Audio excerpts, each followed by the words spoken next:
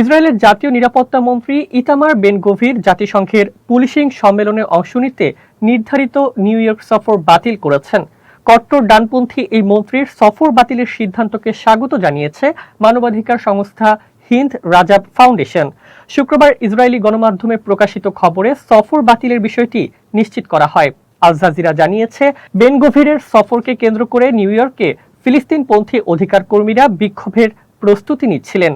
এই সময় বিভিন্ন মানবাধিকার সংগঠন যুদ্ধাপরাধের অভিযোগে বেন গভিরের বিরুদ্ধে তদন্ত এবং প্রয়োজনীয় আইনি ব্যবস্থা নেওয়ার দাবি জানায়। এসব দাবির মধ্যেই তিনি সফর বাতিলের সিদ্ধান্ত নেন। হিন্দ রাজাব ফাউন্ডেশন এক বিবৃতিতে বলেছে, দীর্ঘদিন ধরে ইসরায়েলের রাজনৈতিক ও সামরিক নেতারা দায় মুক্তির সংস্কৃতির সুযোগ নিয়ে বিশ্বের বিভিন্ন দেশে অবাধে ভ্রমণ করেছেন। তবে সেই পরিস্থিতির পরিবর্তন শুরু হয়েছে বলে সংস্থাটি মন্তব্য করেছে। পর্যবেক্ষকদের মতে, জাতিসংঘের সম্মেলনে অংশগ্রহণ থেকে বিরত থাকা এবং আন্তর্জাতিক অঙ্গনে গ্রেফতারের দাবির মুখে সফর বাতিল করা বেন গভিরের জন্য একটি উল্লেখযোগ্য কূটনৈতিক অস্বস্তির বিষয় হিসেবে দেখা হচ্ছে।